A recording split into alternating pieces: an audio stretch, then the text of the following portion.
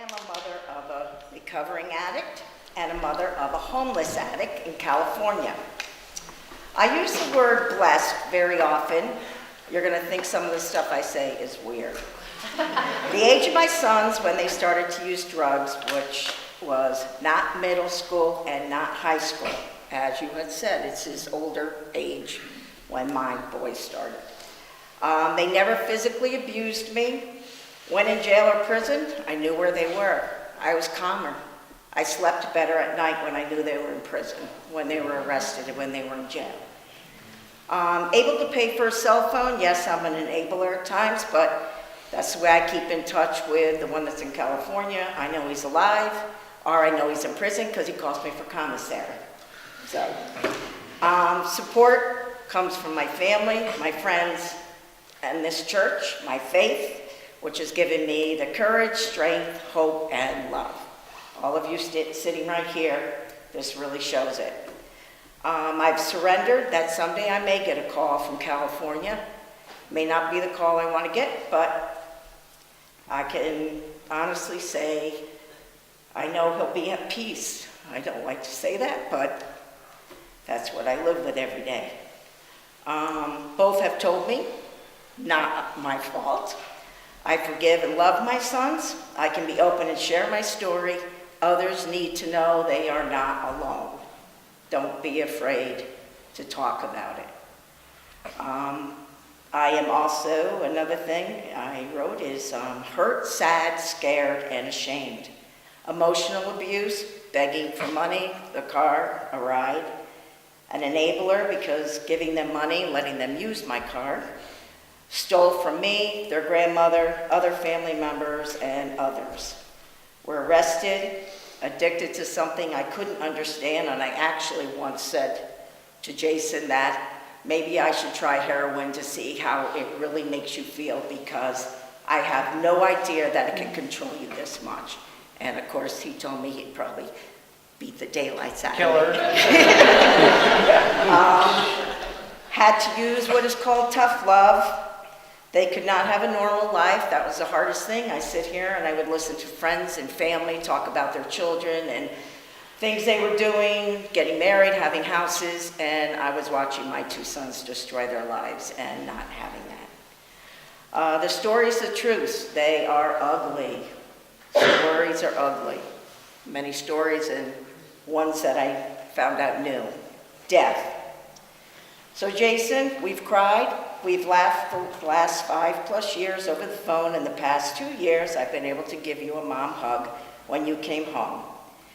Today, I'm handing you this watch. It was given to your father because it has the initials JSB. A great uncle owned it. The initials you share with your dad. Your father always wanted you to have it. He is with us.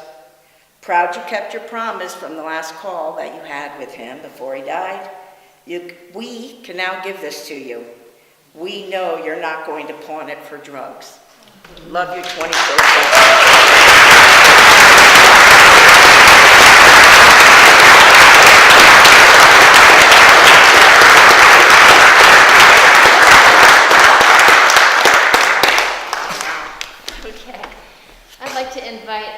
Both Jayson and Allison to be willing to just come on up and take any questions that anybody might like to ask. Either questions for Jayson about more about his experiences, or for Allison about in general the opioid issues that we're dealing with in this culture. So. Jayson, are you on a maintenance program of methadone or Suboxone? No, I've been to the methadone clinic in Danbury, and you go every day except for like Sunday at 6 in the morning, and for me, I realized it was controlling me just as much as me being an addict. And even though going to methadone clinic, I still would go get heroin. Even though it's an opiate blocker, I was still going to get heroin and doing it and wasting money on it. So I know people that are, and I just...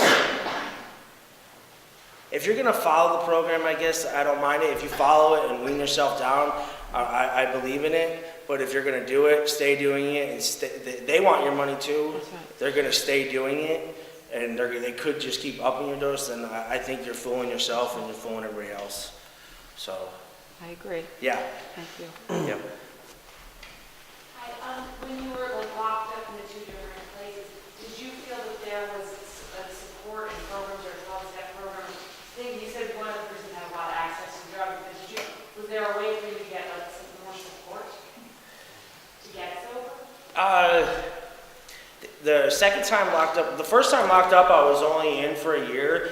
So if or 2-year sentence, if you're going that short, a lot of times they don't even, there's a waiting list for programs that some people are forced into or don't want to be there, and then some people don't mind going in. So some prisons have more than others. They've been cutting a lot of that type of stuff in all the prison facilities for budgets. So it's a hard thing to a lot of the prisons, you get just so many people don't want to do the programs and they're forced in. So you got so many people that are trying to run a good program and so many people that are like, we just want to get out and either do drugs or get out and don't care about trying to fix yourself. So I think it's hard to answer that because some prisons have the programs and some prisons don't. It depends on the funding of the state and the prison. Yeah. Can you speak to the process that helps you to stay sober and clean, in your own words? And can you speak to, there have been a number of things about how 12-step programs aren't necessarily the great fix that there can be made up to be.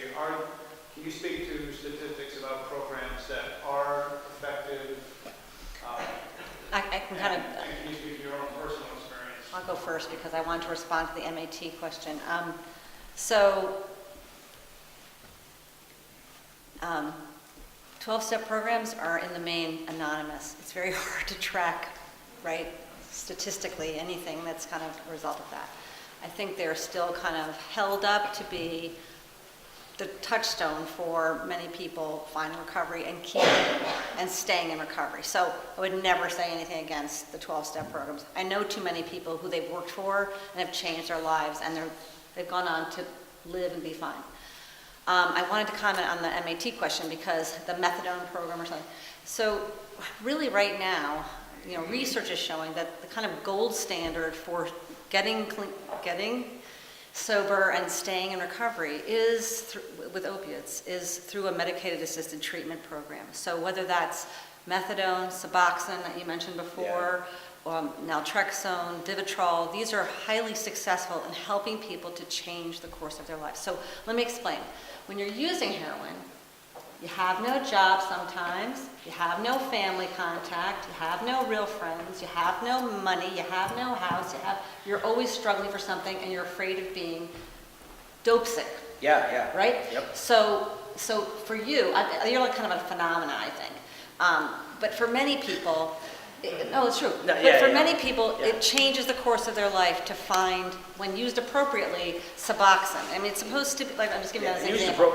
Like if Very you much take Suboxone on a regimen and you've got a doctor and you are supposed to do therapy with it. So you're not supposed to take the pill and go on your merry way. You're supposed to be in group therapy, individual therapy, whatever kind of level you need. So these are highly successful in a lot of cases, and they really are touted to be, like by the National Institute of Drug Abuse, the gold standard for getting people off of opioids. So I just want to kind of say No, yeah, not for everybody. Mine's my opinion on it. And your experience. Yeah, my experience with me and other people I know. Yep. You're not the only person who said that to me. I know people who Yeah. don't like to rely, and that's that. And to answer your question, when I first got locked up, I started to try to do NA meetings, but again, if you're doing drugs, going to NA meetings, it kind of defeats the purpose. And then if there's people there that are doing drugs, it wasn't the greatest thing for me.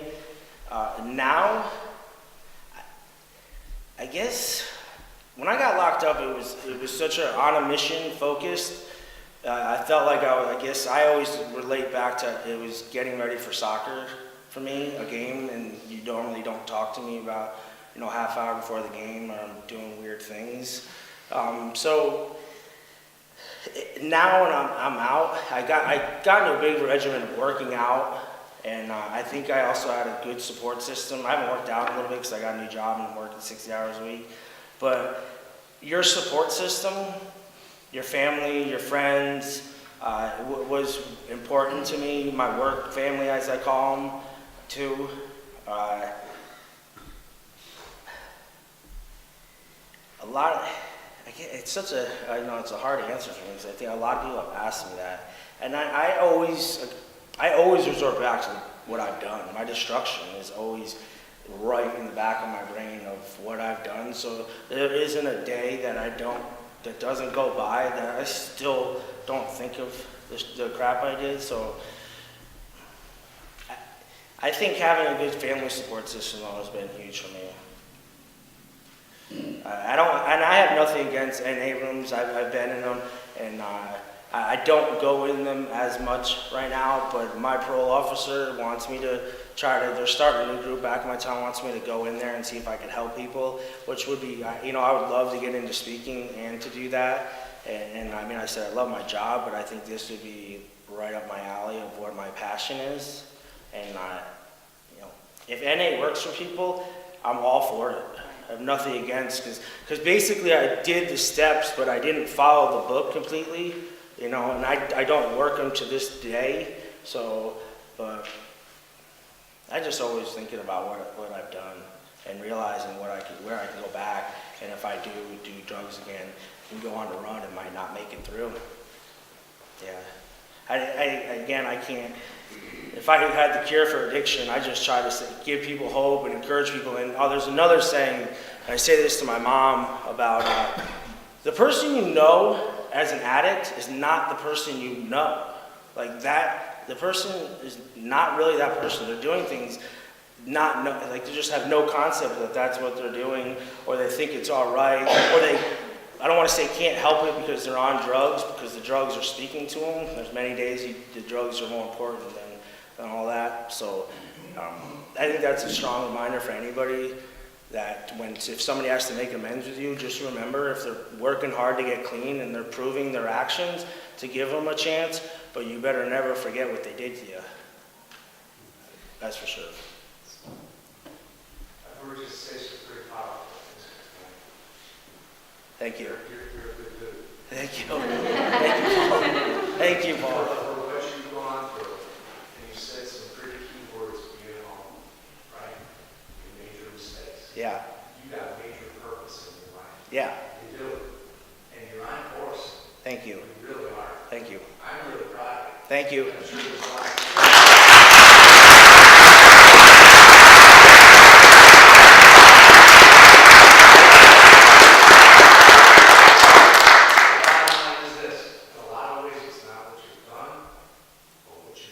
Yeah. Yep. And you're online, and I'm really proud of you. Thank you. Thank you, Paul. One more question, and then we'll all go to our reception. Anybody who has to go home early is welcome to leave, but others, please join us in the parish hall. But one last question. I have that. We can do. I'll get you. We'll get it. Well, how about those Raiders? Oh, come on.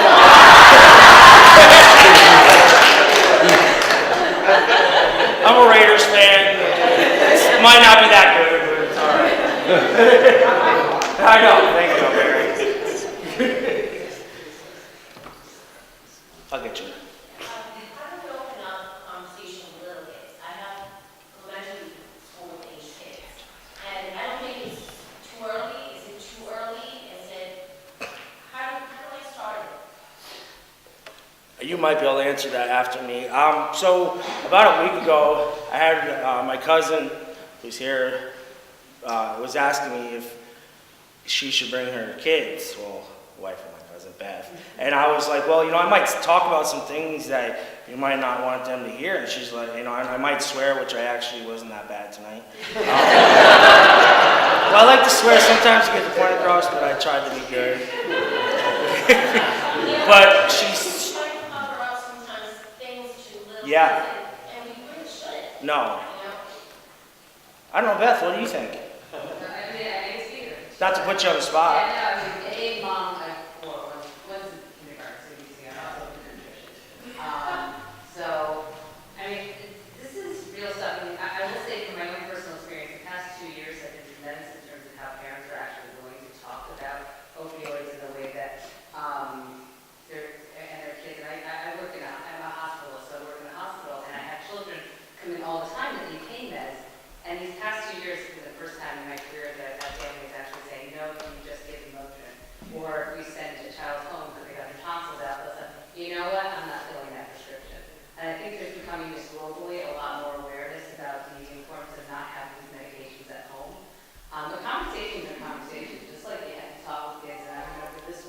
pointing at people outside of Stop and Shop and going, Mom, if they're smoking, they're gonna die. Very simple. But you can start having those conversations early, and, you know, and just use them as teachable moments about how important it is. Not just, you know, you only get one life, and you have to treat it well, and you have to, just like you eat well, and you exercise, and you know, make sure you read so that your brain gets smart, you have to make sure that you take control of the things that you choose to do also. Or even look for speeches online if you're having a hard time talking to them and looking up some. Lots of resources. Yeah, there's a lot of that might help you. Either you watch them and see how you can talk to them, or let them watch them with you. Is another not a bad idea. My family, again, my father was different, so he smoked weed, I guess, just to put it out there. So drugs were kind of open in our family about talking about them. I guess when me and my brother were stupid enough to make our own decisions, we just went about our life doing drugs. But I think it's smart talking to them at a young age, me personally.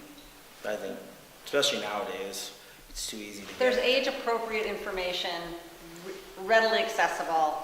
You can call my office if you want to get to the websites. But that was a great answer, I thought. Yeah. Okay, so let's all retire to the parish hall for reception, and one more round of applause for our